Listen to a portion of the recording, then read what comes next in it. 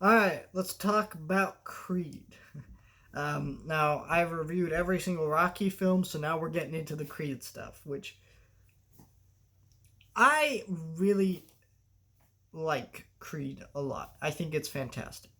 Here's the thing about it. There are my thing about sequels and remakes. I'm fine with them as long as they have a purpose, as long as you're doing something interesting with them, right? Because think about it this way: studios make these things because they're guaranteed money makers.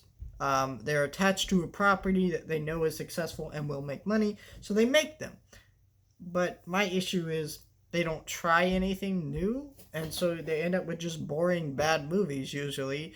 And yeah, some remakes should never happen, some sequels should never happen, but Rocky is one where you could do more. And bringing in Apollo Creed's son is such a great idea. Michael B. Jordan plays this character to perfection. You see his anger and his aggression for just wanting to be out there and just be like his dad, but everyone's putting him down because spoilers for, I guess, Rocky 4, Rocky 5, I'm forgetting it. I apologize. He dies in the ring, and it and you see how like this has left his son kind of in a spot where he wants to do this, but nobody believes him, and he teams up with Stallone, bringing him back into the fold. Now this is a very similar to like a ton of other Rocky movies. It's got so many elements to Rocky movies, but compare this to like The Force Awakens. Okay, it takes a template we know The Force Awakens does, and it does nothing new with it. It doesn't set up interesting stories to where the universe could go. It just goes, all right, we're going to rehash all of it. And that's what they did. They rehashed all the movies. And that's just dumb. It doesn't lead to anything interesting. This sets up a new character we're going to follow, just like The Force Awakens. But it takes it in an interesting direction and goes, here's what we're going to do, here's what we're going to move forward. And then you have the fact that this film is not like The Force Awakens where it's trying to mimic other Rocky movies. I mean, yeah, it takes plot points and details, but does new stuff with them.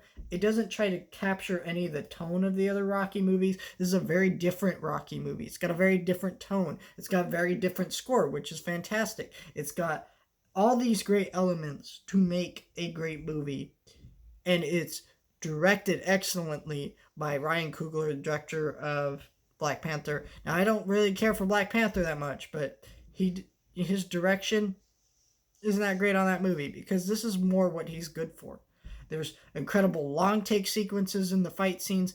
Everything that this film is just great, and I think it is a film that on analysis you could say, hey, it's similar to these Rocky movies. It's not that different, and you're right, but it's about the execution of that, okay? Because How to Train Your Dragon is pretty similar to a lot of movies, but it's a great movie because how they execute those similar plot points and ideas within the movie to make it feel different and make it different and make it a great movie.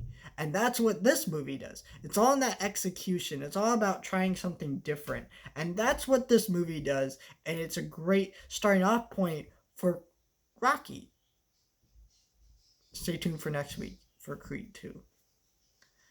And if you want to see a review for Creed 2 up right now, I have a older video where I review Creed 2, but that video is kind of out of date.